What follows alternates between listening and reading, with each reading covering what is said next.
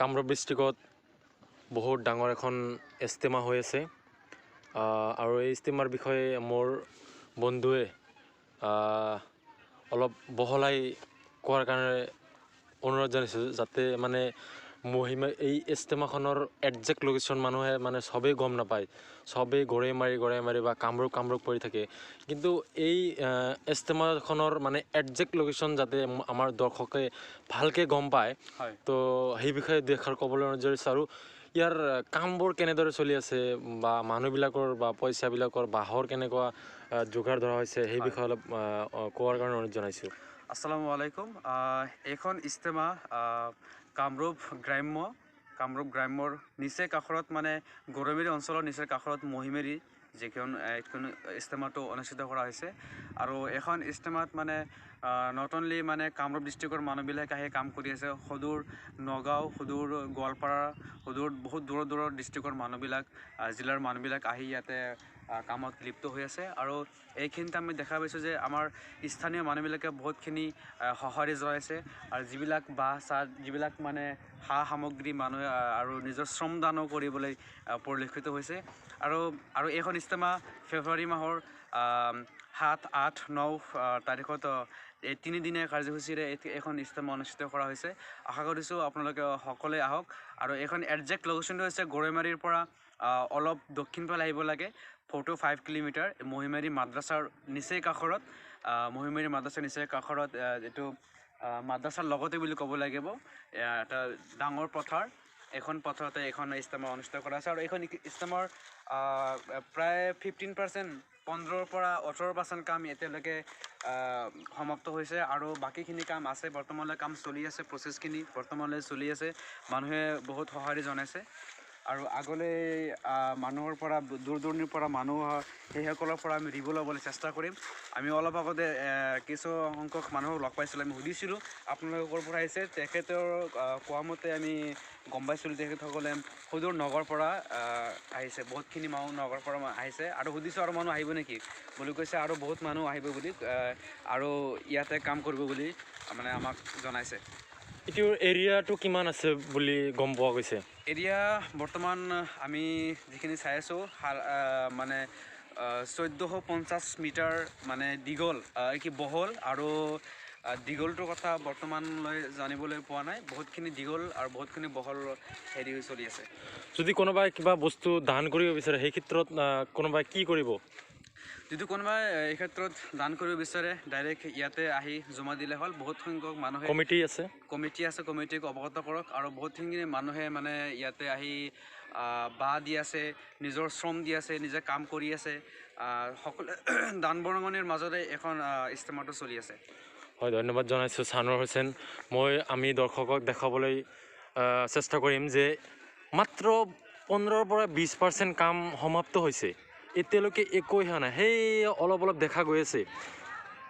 ইয়াৰ পৰা এই তালৈ হ'ব বুলি আমি এটা একজেক্ট লোকেশ্যন পাইছোঁ। তো সেই তুলনাত মানে 20% কামমান সমাপ্ত হৈছে। আৰু মই অনুৰোধ জনাম আমাৰ গাঁওবাসীক অনুৰোধ জনাম যাতে এইকেইদিনত মানে আহক, সকলোৱে আহি সকলোৱে কাম কৰক। আমিও লগে ভাগে কাম কৰি আছোঁ। আমি সেইকাৰণে চবকে, গাঁৱৰ সকলো মানুহকে মই বিশেষকৈ যুৱচামক মই অনুৰোধ জনাইছোঁ, সিহঁতে আহক, আহি আমাৰ ধৰ্মীয় কামত অংশগ্ৰহণ কৰক। আল্লাই নিশ্চয় চবকে হেদায়ত দান কৰিব। বেছাক আমি আগলৈ যাই আমি সদূৰ নগৰৰ পৰা মানুহ অহা তেওঁলোকৰ পৰা আমি ৰিভিউ ল'বলৈ চেষ্টা কৰিম। অহা 7, 8 আৰু 9 ফেব্ৰুৱাৰীত এইখন ইস্তেমা অনুষ্ঠিত হ'ব, বিশ্ব ইস্তেমা। এইবিলাক হ'ল সদূৰ নগাঁৱৰ পৰা আহিছে মানুহ। এইখিনিতে চাইছোঁ আমাৰ বহুত দূৰণিৰ পৰা আহিছে। আমি প্ৰথমে তেখেতৰ নাম জানিবলৈ চেষ্টা কৰিম। আসসালামু আলাইকুম। আপোনাৰ নামটো কি? অলপ আগুৱাই আহক। মোহাম্মদ ৰিয়াজুল ইছলাম। আপোনাৰ নাম মোহাম্মদ ৰিয়াজুল ইছলাম। ক'ৰ পৰা আহিছে? আলিটাংগনিৰ পৰা নগৰৰ পৰা। হয়। আপোনালোকে আপোনাৰ যাত্ৰাটো কেতিয়াৰ পৰা ষ্টাৰ্ট কৰিছিলে? ৰাতিপুৱা ফজৰৰ নামাজ পঢ়ি হয়। 3টা বজাৰ পৰা। আপোনালোকৰ নগৰৰ পৰা সৰ্বমুঠ কিমানজন মানুহ আহিছে ইয়াতে? নগৰৰ পৰা 33 জন।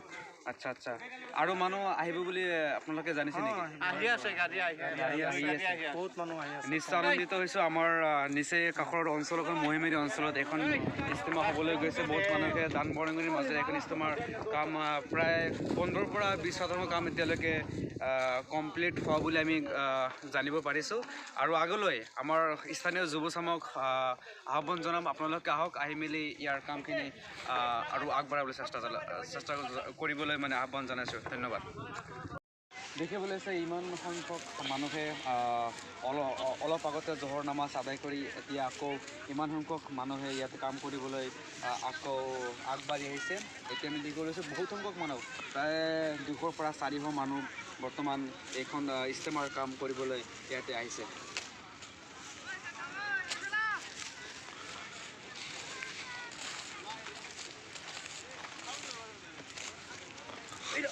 কৰিব বুলি তেনেকৈ ক'ব নোৱাৰি মানে ডেইলি প্ৰতিদিনেই গাড়ীয়ে বা আহি আছে প্ৰতিদিনে মানুহ আহি আছে কাম কৰি আছে পূৰা ট্ৰাকে বা আহি আছে ট্ৰাকে এই বিভিন্ন সামগ্ৰী বৰ্তমানলৈ আহি আছে চ' আমি আশা কৰিব পাৰোঁ যে আমাৰ স্থানীয় মানুহে দূৰ দূৰণিৰ মানুহে আমাৰ অসমবাসীয়ে এই ক্ষেত্ৰত বহুতেই দান বৰঙণি আগবঢ়াব বুলি আশা ৰাখিছোঁ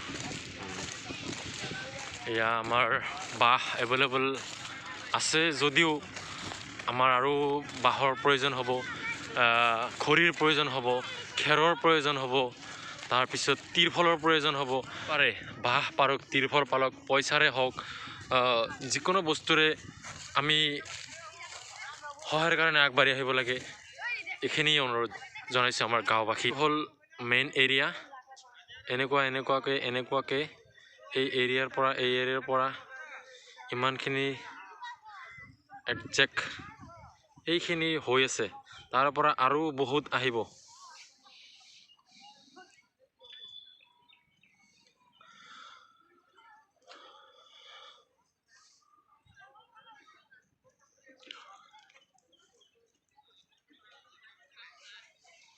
ইজতেমাৰ উপযুক্ত ঠাই দোকান দিয়াৰ বাবে তলত দিয়া নাম্বাৰত যোগাযোগ কৰক ইয়াতে উল্লেখ কৰা আছে নাম্বাৰ 4টা নাম্বাৰ দিয়া হৈছে প্ৰথমটো হ'ল 600016966659 আন এটা হ'ল 9854510144 আৰু এটা হ'ল 9101657430 আৰু এটা হ'ল 7002751627 হ'ল ইজতেমাৰ একজেক্ট লোকেশ্যন মেইন ৰাস্তাৰ পৰা একেবাৰে আৰু কোনোবাই যদি দোকান দিম বুলি ভাবিছে তো উপযুক্ত ঠাইত দোকান দিয়াৰ কাৰণে এই নম্বৰত যোগাযোগ কৰক এইটো কমিটিৰ পৰা দিয়া হৈছে নম্বৰটো কমিটিৰ লগত যোগাযোগ কৰি উপযুক্ত ঠাইত দোকান দিয়ক ধন্যবাদ